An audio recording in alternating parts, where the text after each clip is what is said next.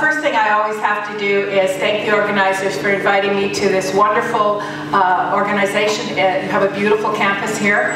I also have to acknowledge and recognize that we're on the territory of the Treaty 7 Nations. And I say Nyalagoa for inviting me and allowing me to come and speak in your territory. This is a very First Nations tradition. As a Mohawk woman, I take our traditions very seriously.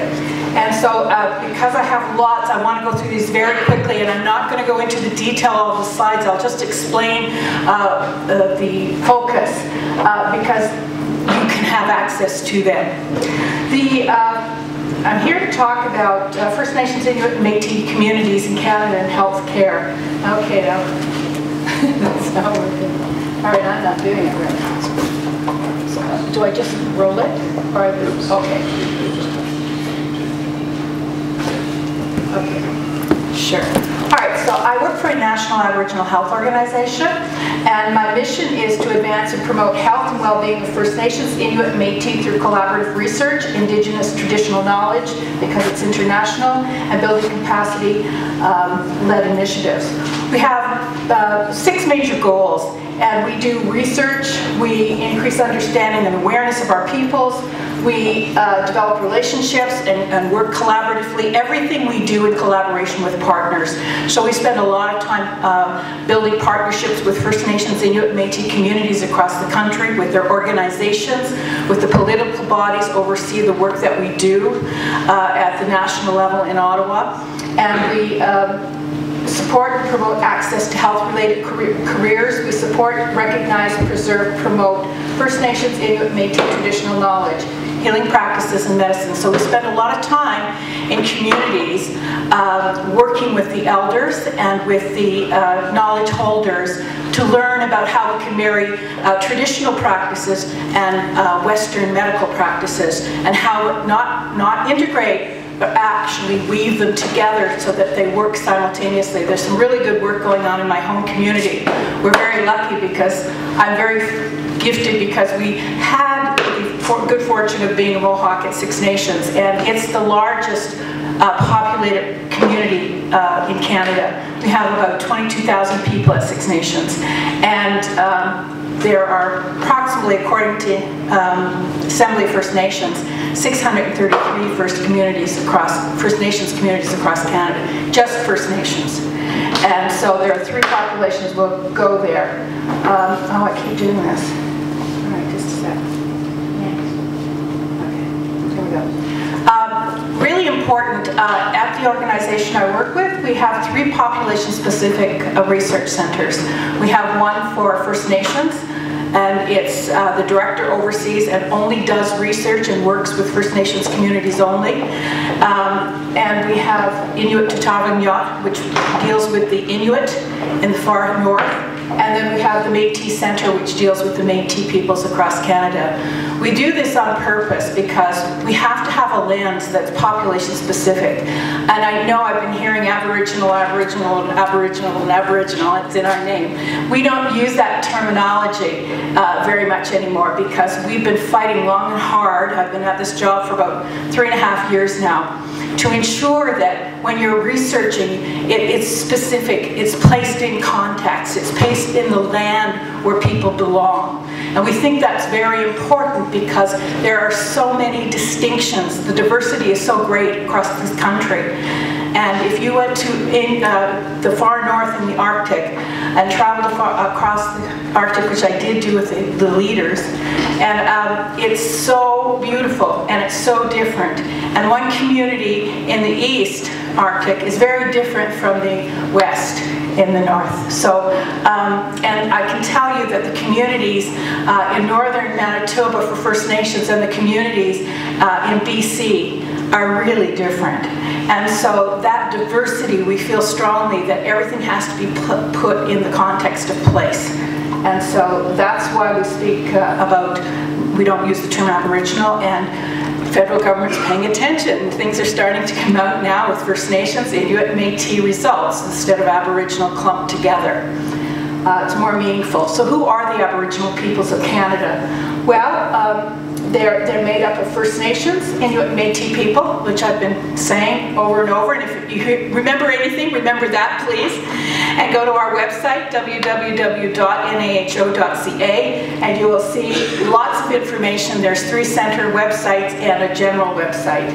So there are approximately 1.1 million Aboriginal people in Canada as of 2006, according to the Census 2006 data. And there's about 30 million non-Aboriginal people in Canada. And of that, the largest component is First Nations, with representing 60% of the population, and Inuit 7%, and Métis 33%. So the characteristics of our peoples, and I'm using these terms on purpose now because I want to give the global picture. We're the fastest growing population in Canada, nearly 6 times faster than the 8% increase for non-Aboriginal, and we represent a young population.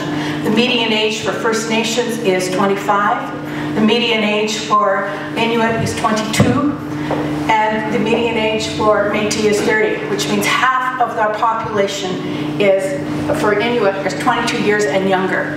So our populations are really young. So focusing on our youth is a huge preoccupation we have at NAHO.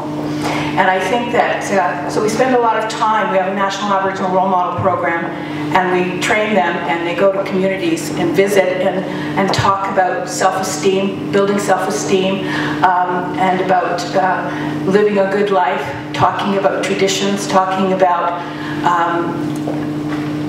health careers. We do make a lot of use of them. So if you're looking for a role model to come and speak to your students, let us know. We have some in Alberta. So for First Nations terminology, the terminology is really crazy. We keep being redefined all of the time. So you'll find that First Nations people include status and non-status, and in the Indian Act it's called status and non-status Indians. And the status are registered and they belong to a community and they fall under the Indian Act. We have a little registration card. And non-status identify as First Nations, but in fact they're not recognized under the Indian Act, and they don't get a card, and they don't really belong to a community. Native and North American Indians are terms also used to refer to First Nations, and that can be used almost interchangeably. North American Indians, more American term. Characteristics, we are very diverse. We live all across Canada, and according to INAC, this is INAC figures. Everybody's figures are different. INAC's figures are 615 on-reserve communities across Canada. If you go to the Assembly of First Nations, which is the political body representing First Nations in Canada, they'll tell you 633. So because the Stats Canada doesn't get into the communities to enumerate everybody, and and I don't know why INAC has a certain definition, I think, for how we're defined. Can you imagine being defined like this? I mean, yeah, think about that in a way. It puts you in a little box. It's pretty scary. 40% of First Nations people live on reserve, and the remainder live off reserve in urban settings or rural settings. And this population grew by 29% in 2006. So the First Nations determinants of health, one of the key determinants of health is colonization. So approximately 66% of First Nations believe that the poor state of Aboriginal health is caused or linked to residential school experience or loss of traditional cultures and lands. The citations are on the notes below these, so they're all cited, these sources. And this is a really huge area. It's a determinant that we're all working on across the country, and I know the Truth and Reconciliation Commission has set up healing talks across the whole country where people from the church come and people from communities come who are residential school survivors, and they give testimony to how they were abused and their experiences in residential school systems. And people think, oh, well, was that a long time ago? And the answer is absolutely not, because it's intergenerational. Because if you're hauled away at 6 years old, away from your family, you don't learn parenting skills, you don't learn your culture, you don't learn your language, it's huge losses. And when that happens, it keeps a wound on your soul. And many of our people died from that experience. It was like genocide. And in fact, the wounds go so deep that you have to engage in a healing process. And the starting point is by acknowledging that we had this experience, that it left a huge wound and scar in our hearts and our souls, and we're still trying to heal from that.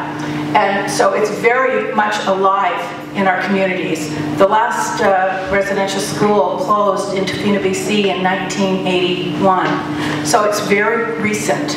And so there's lots of pain, and people, we're working through it. The federal government has given us apologies, and people are going to these sessions with the 3 commissioners, and they're very helpful. And if you want to learn more about the testimonies, you can actually go to the Aboriginal Healing Foundation and check their website out, because they have amazing information. So this is part of our healing journey too, because these hurts are so entrenched and they're so locked in your brain that you have to work them out, and it's going to take a lifetime to heal for our communities. It's like everything else. It's not going to happen in a minute. It's going to take a long time. And so intergenerational trauma is part of that, where you're focused on the impact of the schools, on survivors, the children, their coping skills, their self-esteem, mental health, and future generations. And if you go to one of those sessions, you might want to try it sometime if you hear what's coming to your area, because you'll learn a lot. And it's very heart-wrenching. And we're engaging in healing, we're making progress. I think that's wonderful. And it's not just First Nations, Inuit, and Métis, it's also the people who participated in the schools as teachers. Some of the health determinants are about poverty, about education. You know that First Nations, Inuit, and Métis, we're the lowest on everything.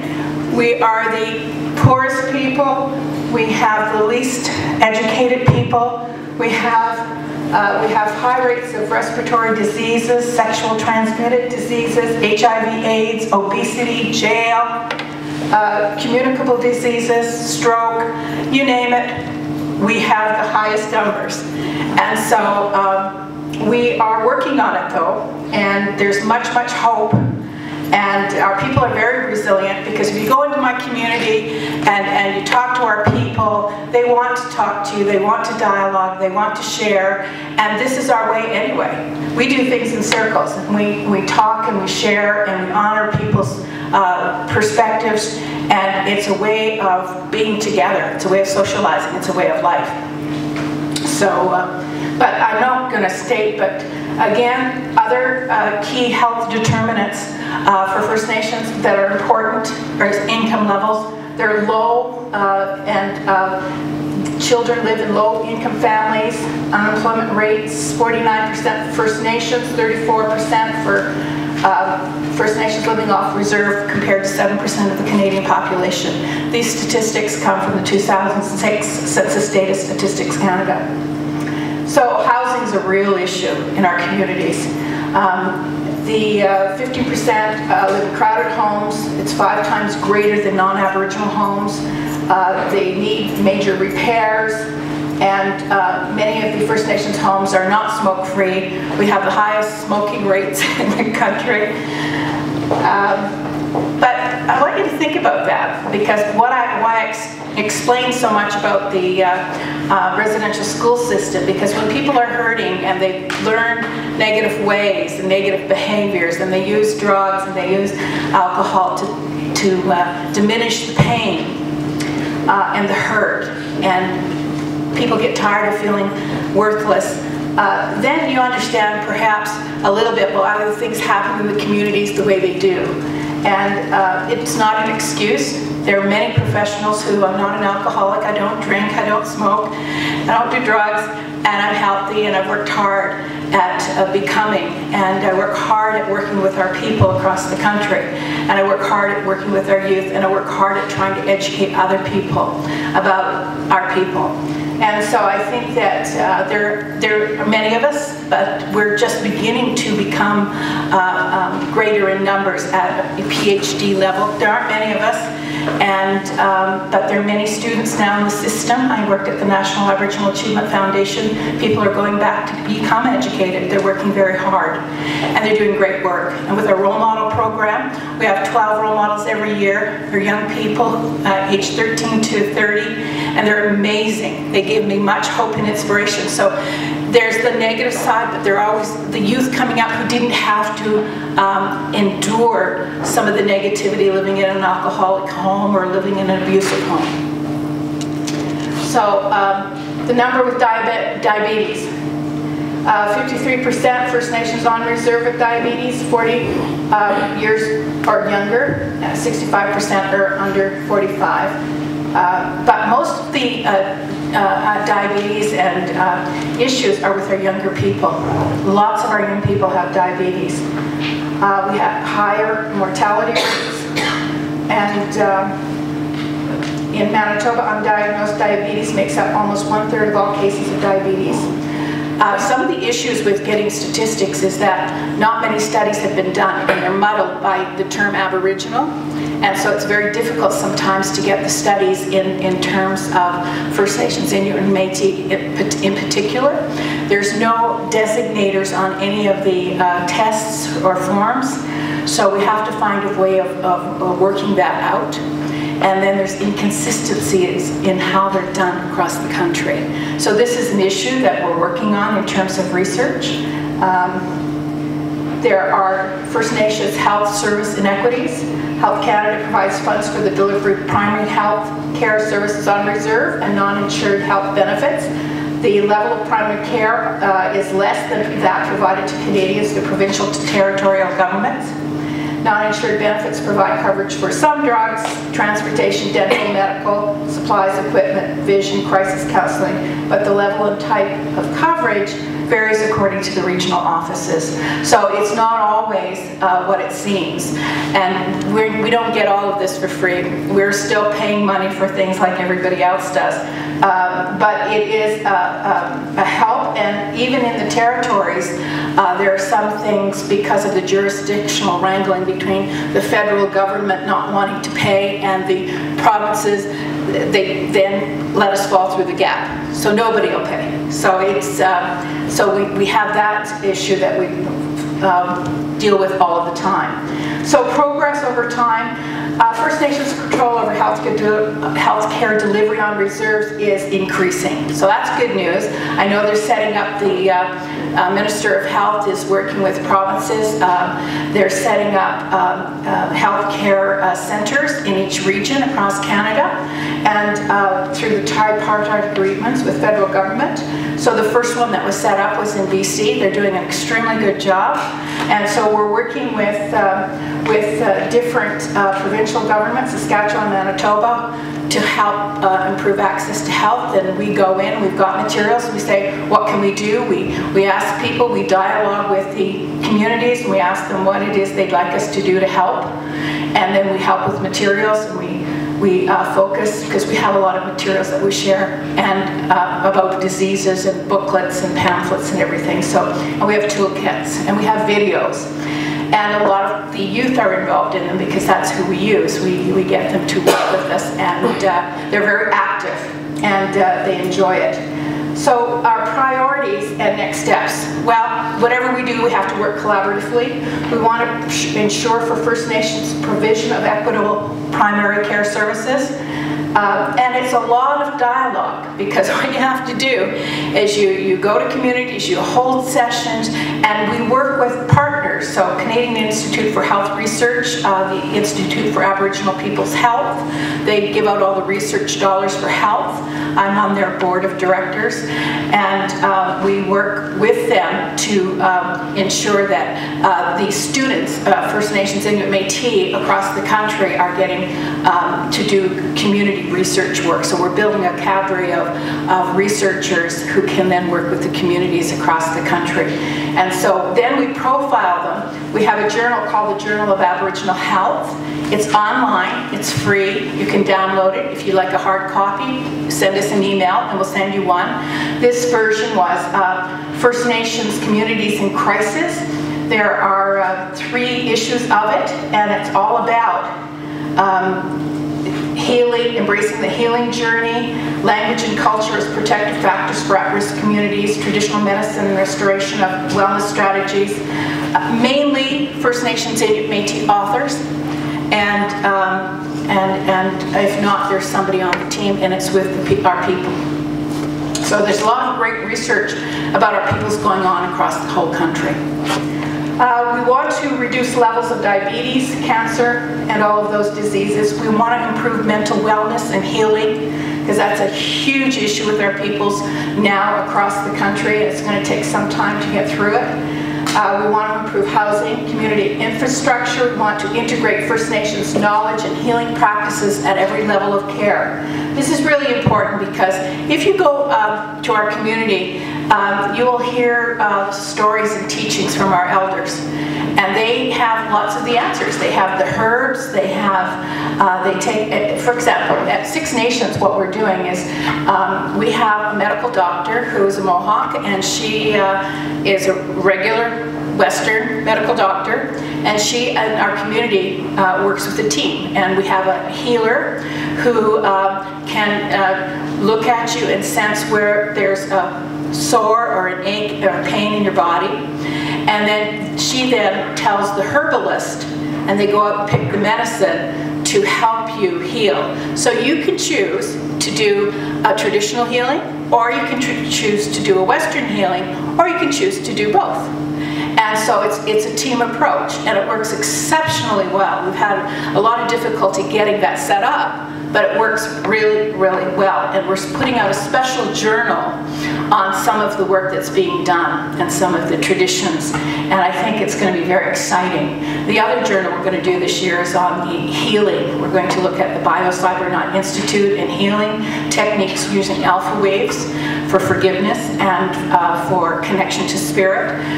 We'll be using Dr. Maria Yellow Horse Braveheart. That's a neat name, eh? I have to really think about it. Yellow Horse Braveheart. Anyway, she's doing an article. Willie Littlechild, who's a commissioner on the Truth and Reconciliation Commission, is going to work with us, and Dr. Mike DeGagne from Aboriginal Healing Foundation. So we're going to be having 2 journals that are coming out this year that are very special. So integration of First Nation knowledge and healing practices is really important for our communities. And every First Nation and every Inuit community and every Métis will tell you the same thing. They're different traditions, but they're very special to us. We want to develop and maintain infrastructure within First Nations communities to provide health information, assessment, and support, increase cultural participation, and knowledge transfer to younger generations. And with respect to that, in the Harvard study, there's protective factors. And one of the key protective factors to make a healthy community is to be in touch and engaged with who you are.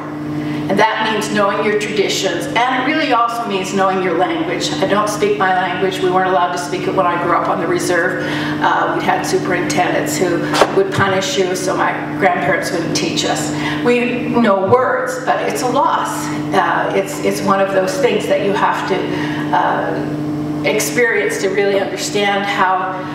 Now I was sad that I lost my language, and I have been taking lessons, but it's harder as you get older, and I don't dye my hair. All right, the Inuit. Here, this is really important. I wanted to show you this map of Inuit. Look how big it is. It's in the north. And it has 4 settlement areas. And one is called Inuvialuit. It's the far one on the far right, orange. And another one is Nunavut, which is the big purple area. And then the yellow area is Nunavik, and the other one is Nunatsiavut. I've been all across all of the Arctic in my travels, and we work very closely with the Inuit Tapir Kanatami, who is the political organization for Inuit, and we work with all of the settlement areas. And we have a committee that our director at the organization works with them in collaboration. So it's a long-term connection to the north. So when we have work plans and the work that we focus on, the issues we focus on, which I've talked to you about in this slideshow, it's what the people want us to work on. It's what the people are saying they need. And they're telling us what, so we're guided by them, because the work we do is for them, to help them gain autonomy, to help gain knowledge and understanding, to help build capacity, and give them help with the tools, because many people don't have them. So we do a lot of training in the Arctic and through our center, and it's a wonderful learning process, and it works well. We've been in operation for 11 years, and Inuit in Canada, 78% live in Nunavut, which is the homeland, and it's that whole area. And 22% live in 5 southern urban areas, 2 in northern hub communities. And there's a community in Edmonton. There's also an Inuit school in Ottawa. The Inuit population grew by 26%. The land claims have been settled in all 4 Inuit regions, and the 3 land claim organizations and 1 Inuit regional government are active in the areas of health and social development. And you know the Minister of Health, Minister Luklak, is from Nunavut, as a matter of fact. So this is the determinants of health, Inuit health and community wellness, and this was developed with the elders and people from the north. And they feel that they want to work on the environment. Food security is a huge issue in the north, and housing and infrastructure, community and family, economy and governance, knowledge and learning, culture and language, health behavior, access to health services, and health status. So these are the key issues that will promote Inuit community health and wellness. And you're right. In the communities, everybody takes the strength-based approach. When you're talking about communities, it's about wellness, resilience, traditions. It's about what is it that we do to be healthy. And they work on it, and we always have the input of elders. Education, again, they're all going to be higher and lower. So it's very similar. I'm not going to go through the stats, but all of the social determinants like education, rates of diseases, chronic disease, suicide rates are the highest for Inuit youth, at 11 times the national average. It's just atrocious, some of the things that these young people have to deal with. And when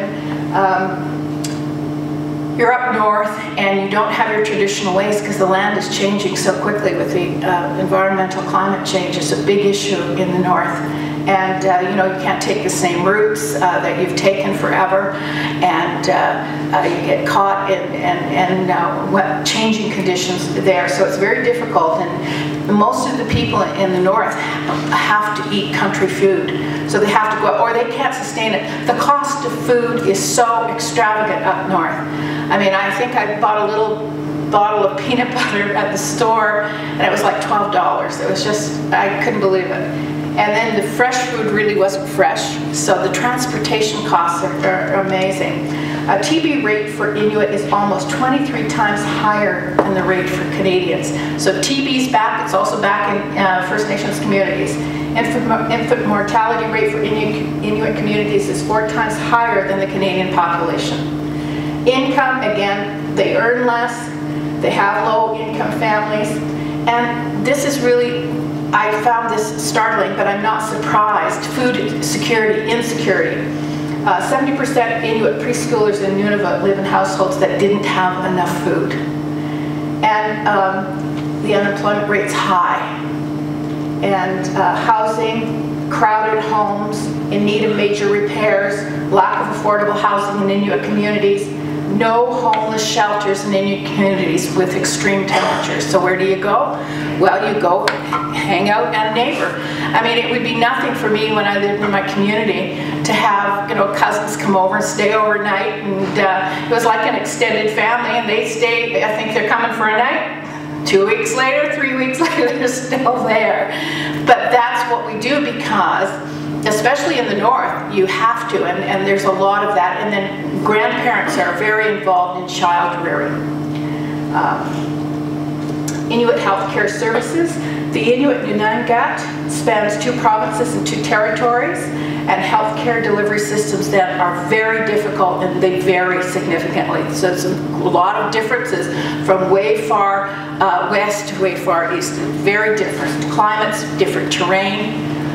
You think it's all the same, but it isn't. Primary acute and specialist care is delivered by regional territorial governments, while public health and mental health, community health programs might be delivered by governments or by Inuit health authorities. Most communities are served by small health clinics staffed with nurses and community health workers, with periodic fly-in care by physicians and mental health specialists. So they also have in the north, it's sort of interesting, a medical ship. And on that medical ship, they have medical personnel, and people can go on the ship and get the needles and vaccinations and that they need, or care that they need. Chronic staff shortages, high turnovers, and reliance on non-resident healthcare providers affects quality of care and health outcomes. This is especially true when people come down to the south, because every time you have to come out, it costs a lot of money. And when you come, you can't, if you're pregnant, you can't come and have your baby with your family around because it's too expensive. And so sometimes they'll just keep you down for 4 weeks or 5 weeks, and it's just, you feel alone, you feel alienated, you feel separated. And I know that in our community at Six Nations, we're very fortunate. We have our own birthing midwifery institution. We train other people to come and learn how to do midwifery, and it's coming back across the north in particular, and they have several centers. We have a whole map that you can get if you like a copy of the different midwifery centers across Canada. So these are some of the kinds of things we're doing to address that need, so that people, if they're going to have a healthy baby, can do it in their home community. So health service challenges. Most northerners have to fly out for diagnostic acute care and treatment, which can result in delays in diagnosis and treatment. And lots of time people will go down and they won't go back. So you're halfway through a process, you don't complete. Transportations consume a large portion of healthcare budgets. Problems identified with the non-insured health benefits, narrow scope of insured services, crisis versus preventive counseling, have to pay up front for services not registered for direct billing through the national non-insured health benefits. It doesn't cover everything, so, and usually they're very expensive, and it's triple the cost in the north. So there are lots of Inuit who live in urban centers, and they have challenges, but their health needs and concerns are understood, but it's known that they rarely receive Inuit-specific services. They face language and cultural barriers, because Inuktitut is spoken fluently in the north. And they face inequities as beneficiaries living outside of their land claims, because it's a long way to go. The strengths of the Inuit culture, their lifestyles, and they want this to be part of any sort of health plan that they work on. They want to build from a base of strength, and so their language remains high in usage across the north. And sometimes they speak French, 3 languages, because in the Quebec area, Nunavut, first language is really French and Inuktitut, and English is the one language you have to learn. Most children are involved in cultural and outdoor activities. They go out in the land when the spring comes, and they go hunting. The traditional food continues to be a regular part of their diet, and Inuit elders share knowledge in traditional ways. They do the throat singing, they do the drumming, and it's quite beautiful. And I used to usually bring a clip with me, but I was worried about time. So the progress with the Inuit, there's a lot going on in the north. Introduction of diagnostic testing and telehealth in communities. So they're looking at e-health and being able to call health services from the community to a doctor if there's a need to do so. Increase in birthing centers, Inuit midwives and prenatal care, nursing and social work training programs, a lot more Inuit graduates, community health planning, community health committees, and community development programs. So their priorities, reducing, of course, suicide rates, poverty, food insecurity, housing improvements, community and structure, integrating Inuit knowledge and healing practices, supporting capacity development, community engagement, and self-determination in health. You'll see this familiar refrain. They feel they have the answers within them. They feel that they need help to build capacity and that they can do it. And so we work very hard in turning the power over to them and working with them to do that. So they want to develop Inuit-led health policy approaches. They want to be engaged. I heard that people are saying, well, you know what?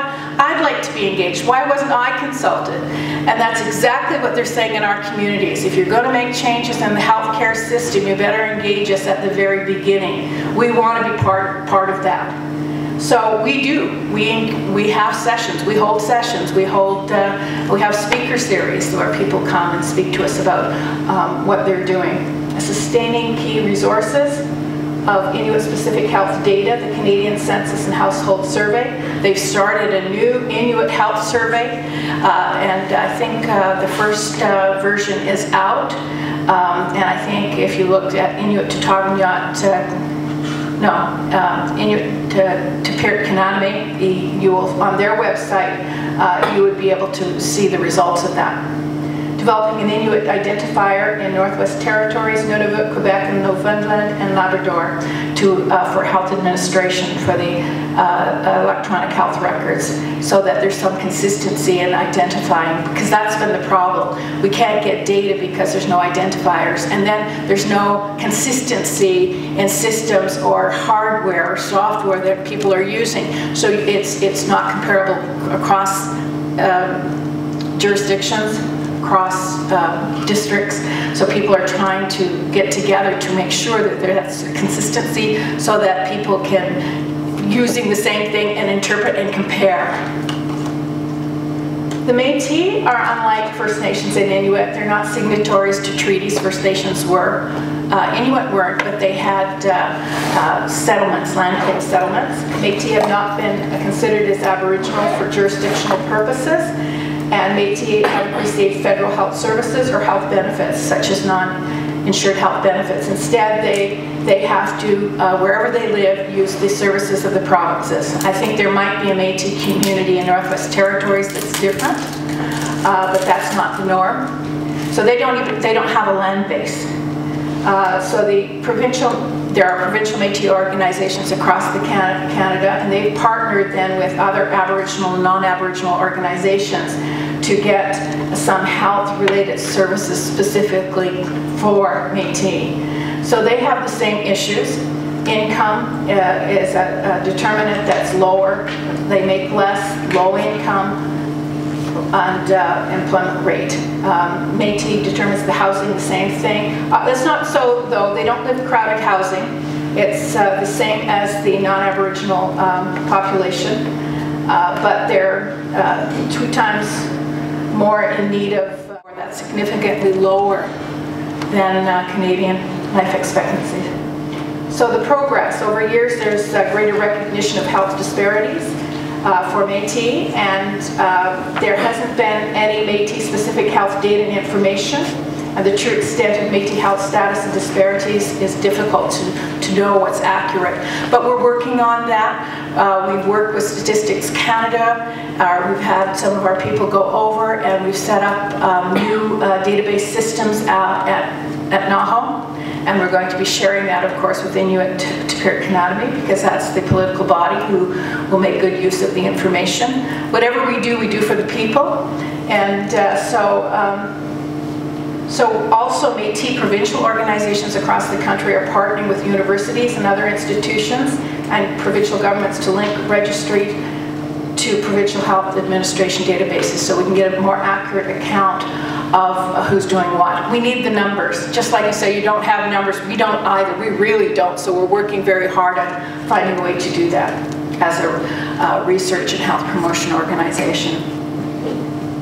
So Métis want input to decision making. They want to have their own programs and policies and services. Métis Nation of Alberta signed a tripartite process agreement to promote those discussions, and government should conclude agreements recognizing respective jurisdictions for Métis. Government should agree on appropriate agreements for funding health services. Government should establish a framework whereby agencies identified by probably Métis organizations can deliver health and social services at provincial and territorial levels. There needs to be health capacity development. We want, Métis would like to adopt a holistic approach to health services. They want to develop systems to provide necessary information about Métis, the status of Métis. They want to self-identify as Métis when accessing health services. They want culturally competent, safe health services that are Métis specific and community based. And culturally appropriate and competent means, you know, you have to be able to, it's being concerned with the other person. What is it I can do to provide good service to the other person to make that person feel safe and unthreatened, to make that person feel warm, and yet still do my job. Because remember, especially with the Inuit, they have to travel down north, and it's a negative experience. We have some articles in our journals about that. So they want provide enhanced focus programs in early childhood development. And as we move forward in our organization, we want to acknowledge and respect the diversity among First Nations, Inuit, and Métis. We want to work collaboratively across governments at all levels. Health research bodies, First Nations, universities, communities, involve and engage First Nations, Inuit, and Métis in developing and implementing improvements to healthcare delivery, building capacity for First Nations, and it should be Inuit and Métis, and balance biomedical models with First Nations, Inuit, and Métis healing. That's it. So, thank you. Now go.